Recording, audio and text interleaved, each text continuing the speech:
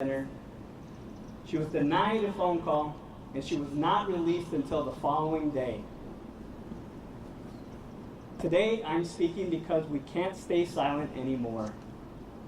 Not when elected officials are being detained, not when citizens are being profiled and held without cause, not when people are being beaten, denied care in federal custody. I grew up in small towns across this country where Latino families were often the new wave of migrants. ICE raids were sporadic, but always met with silence. Silence from the very people we called our friends and neighbors. That silence stays with you. And it's the same silence that allows injustice to become routine and normalized. This isn't about politics, it's about people. It's about the erosion of rights and the cruelty that has taken hold in systems meant to serve justice. What I went through last Friday pales in comparison to what immigration detainees and their families endure every single day. Their voices must be heard, their stories must be elevated, and this broken system must be held to account.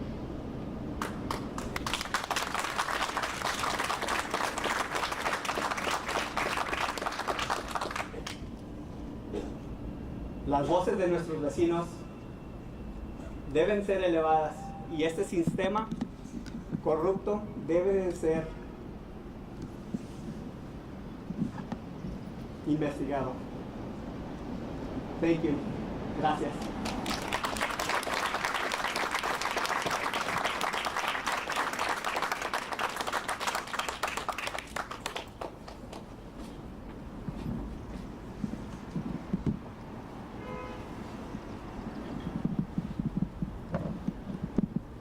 Good evening. My name is Jenna Levin-Jacobson. I'm a trustee on the village board. On August 3rd, I stood outside the ICE facility in Broadview alongside a coalition of Jewish organizations to commemorate Tisha B'Av, a day for collective and public mourning.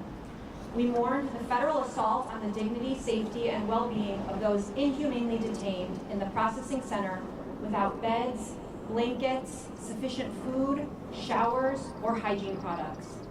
That day, our only contact with any federal agents was a brief conversation that confirmed an employee of a downtown Oak Park restaurant was being held inside and set for deportation the following day. The restaurant owner lamented his abduction and expressed fear for his other employees. I returned again on October 3rd for the same reason, to decry the violence and terror of detention, deportation, and family separation in our communities. There, heavily armed agents forced us out of the designated free speech zone into trees and bushes and then across 25th Street. I witnessed reporters and nonviolent protesters getting thrown to the ground. I was afraid for my physical safety and for the safety of everyone else there. I am afraid to return to protest. The occupying military presence around the facility demands this fear. But I am more afraid of what is being done to my neighbors inside that facility, having been brutally ripped from their families. I am more afraid of what will happen to all of us if we don't continue to show up in defiance of this violent federal regime. And so we must overcome these fears, speak the truth, and stand firmly in defense of safety and justice for all.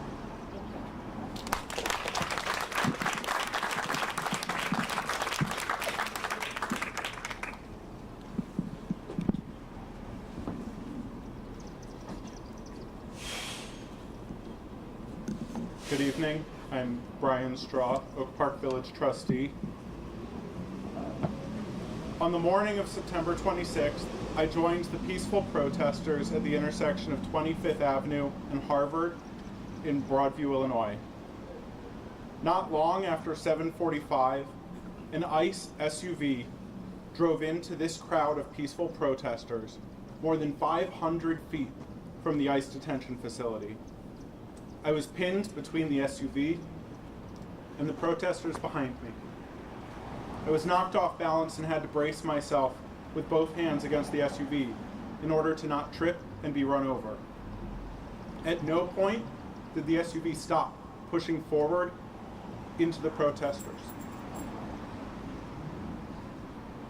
20 minutes later, a group of 8 or more masked federal agents marched more than 100 yards to attack the peaceful protesters still gathered near 25th Avenue in Harvard. Without warning, they attacked us with tear gas and baton rounds. As I saw the tear gas come out, I put on an N95 mask and a pair of goggles I had borrowed from my son's science kit at my house.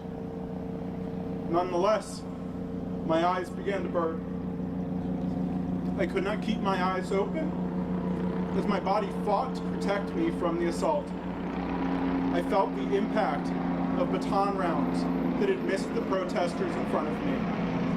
I began coughing uncontrollably and nearly vomited. I turned, raised my jacket to protect the back of my head, and attempted to retreat to safety. But distance did not protect me or the local police around me from the cloud of tear gas released by federal agents into the community. The account of the Department of Homeland Security regarding the morning of September 26th is false. It is propaganda which demonstrates that the federal government is no longer a reliable source of information. What I saw that morning was a peaceable assembly of people exercising their freedom of speech. Members of the press were present to document the event. Federal agents attacked that peaceable assembly and targeted those members of the press documenting their abuses. The actions of the federal government and those federal agents are grossly unconstitutional and cannot be permitted to continue.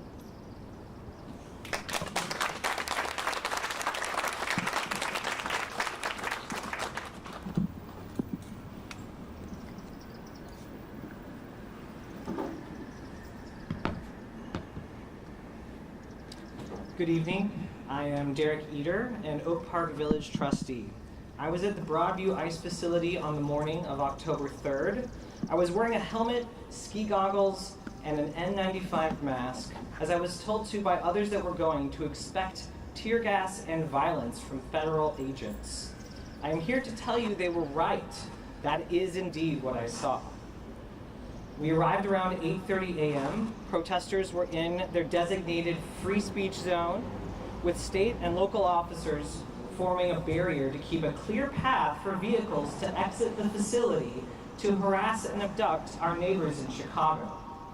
Without any warning, around 9:15 a.m., I started to feel the sting of tear gas and witnessed a squad of federal officers led by U.S. Border Patrol and Sector Chief Greg Bravino, flanked by multiple cameramen, drones, and marched straight into the line of protesters. They pushed everyone in front of them violently and apprehended and arrested anyone who fell down. It was during this time that Trustee Munoz and many others were arrested as we were pushed back along Harvard Street to the other side of 25th Avenue to make way for an armored bear cab vehicle to drive through. This unprovoked show of force seemed to have no strategic purpose other than to create a PR spectacle for Homeland Security Secretary Kristi Noem, who was visiting the ICE facility that morning. As I reflect on this experience, I've started to think about peace and quiet, something that everyone deserves. I think about how our peace has been taken from us, and how none of us can afford to stay quiet about it. The presence of ICE in Illinois destroys our peace. It is violent, untrained, unidentified, unaccountable agency sent by a tyrannical administration to terrorize and silence us. If you are watching this, don't stay quiet. Join your voices with ours and demand that ICE leave and never come back. Thank you.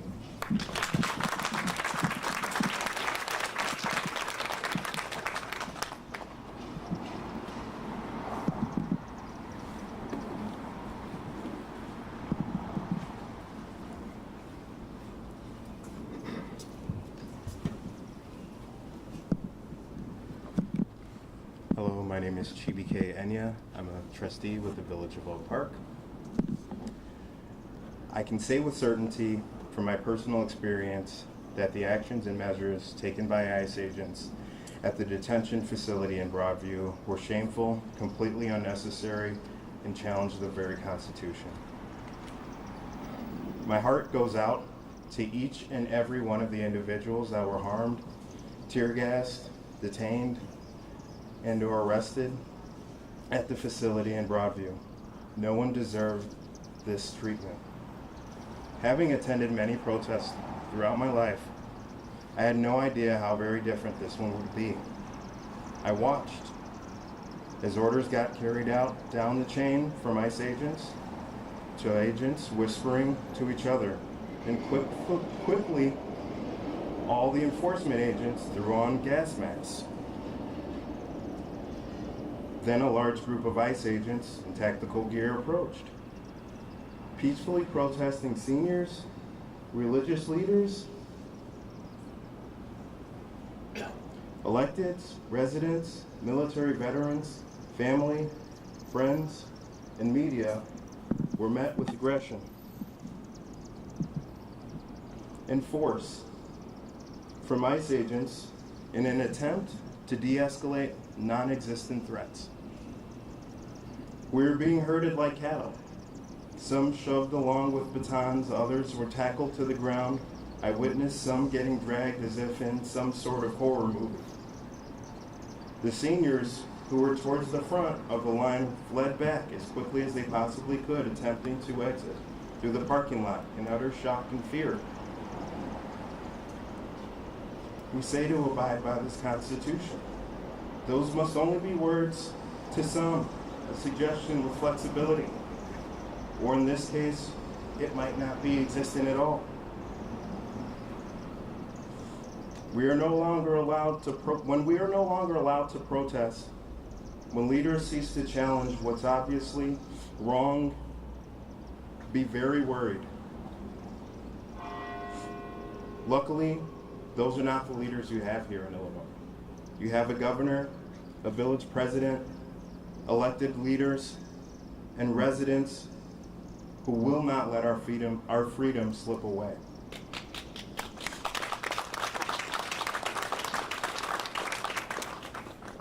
Just remember that protests were in Montgomery for bus boycotts, that protests were there to march on Washington for jobs and freedom, that protests were there for women's suffrage.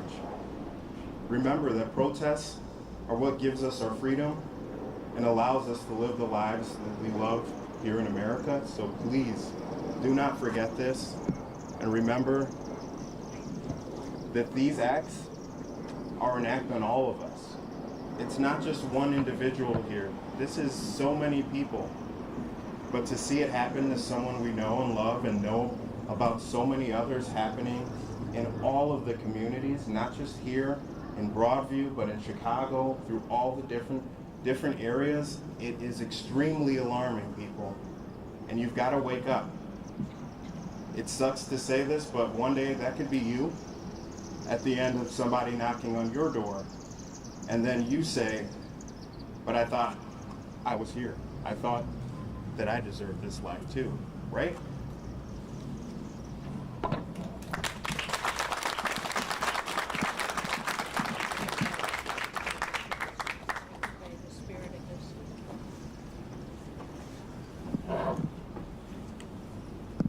Hi everyone, my name is Christina Rogers and I am a library trustee with the Oak Park Public Library.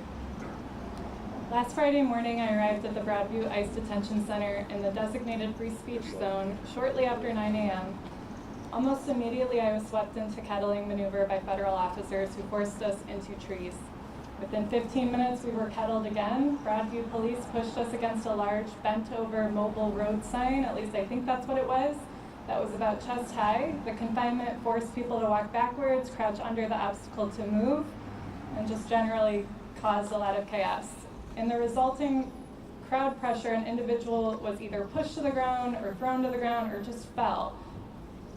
Afterwards, I witnessed 3 police officers pin him down violently, literally 2 feet from me. As this happened, an officer made eye contact with me, pointed directly at me, made eye contact, and threatened me. He said, "I'm coming for you next." The intimidation continued after we left. We walked to my car with a colleague and others. We were nowhere near the crowds. We were heading home. And an officer on top of what I thought was a tank, but I'm learning maybe wasn't that because I don't know what this stuff is. He was in an armored vehicle and he was holding a firearm and he pointed it directly at each of us. There were probably 5 or 6 of us and he went one by one down the line and he pointed at each of us. These actions were not normal. None of this is normal, and the severity of this escalation cannot be overstated. In fact, I feel that we are largely underreacting. I must express my gratitude that the Oak Park Police Department refused to participate this week. Their decision underscores that no local, county, or state police force should be complicit in this federal abuse. Thank you.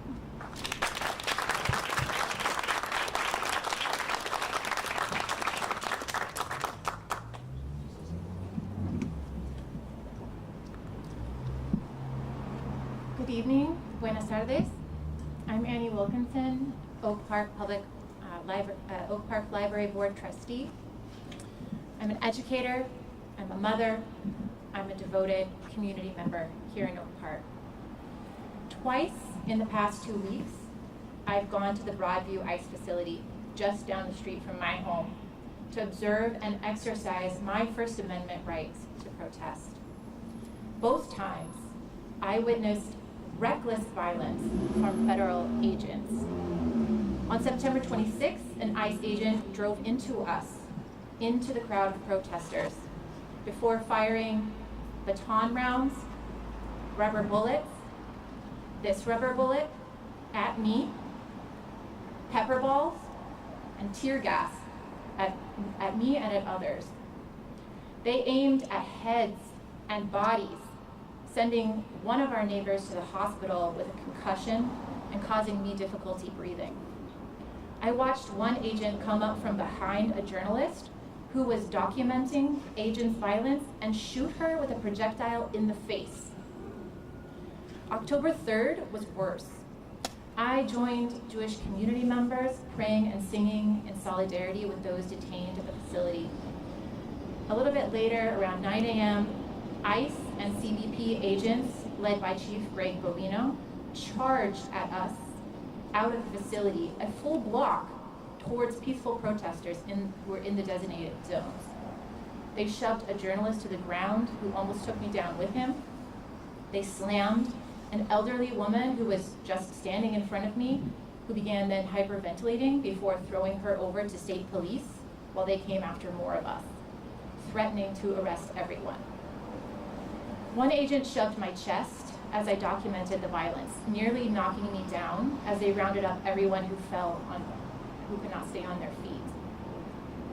Sending ICE here to terrorize Chicagoland, racially profiling, abducting our neighbors, dragging people from their homes, disappearing parents, zip-tying children, and flooding our streets with tear gas that wafts through neighborhoods, including Broadview, where children within half a mile of the facility are now forced to keep their children indoors much of the time, said the father who had just dropped his children off at daycare before coming over to protest.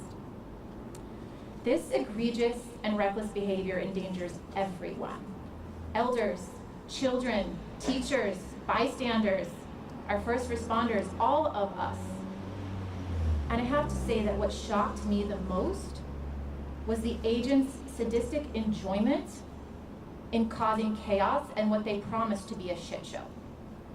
To those who are treating our homes, our working families, our streets, and our rights like this is a game with no regard for our constitutional rights nor our humanity, I have this to say.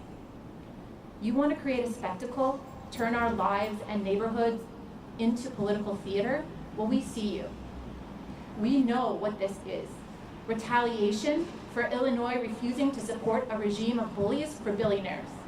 You think you can divide and silence us, intimidate us into giving up our First Amendment rights? You are wrong. Oak Park and Chicagoland stand for inclusive democracy, pluralism, and collective care. We know how to take care of ourselves and each other. ICE, CBP, you came to the wrong place. We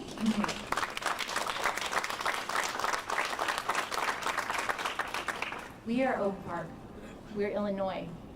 And there's enough room here for everybody except you. Woo!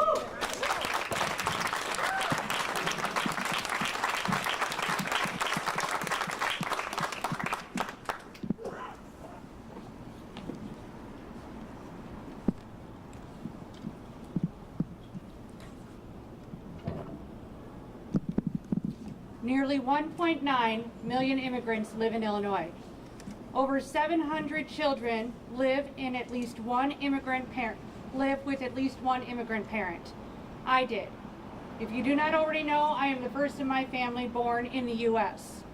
In 2023, immigrants in Illinois contributed $27 billion in local, state, and federal taxes. Undocumented immigrants contributed $5 billion. Immigrants are critical to industries in Illinois that are already experiencing labor shortages. Mass deportations destabilize communities and local economies. There is no emergency here. We do not need ICE or the National Guard. What I need from our federal government as a municipal village president are dollars for housing, education, mental health, physical health, support for transgender individuals, youth programs, and food, just to name a few. We do not need ICE or the National Guard.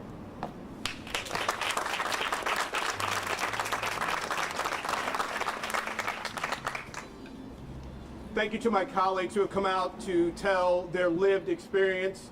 I want you all to think about what they just said, the stories that they've told. I want you to think about getting that phone call that your spouse is missing, your child is missing, someone in your family who you love, who you just seen hours ago is missing. And remember that this administration has committed themselves to a campaign of terror in our communities, and it cannot stand. We must push back, we must stand up, we must fight back. What you have seen have them show up. I need you to show up. I need all of us to show up, push back, and say no more, no thank you. We are here, we are united, we stand together. So thank you all for coming out.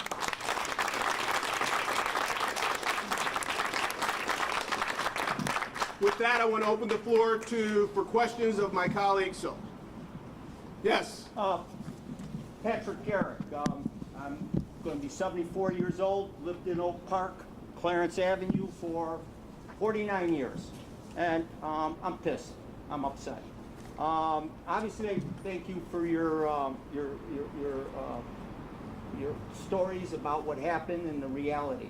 I'm really upset about something a little bit different, though.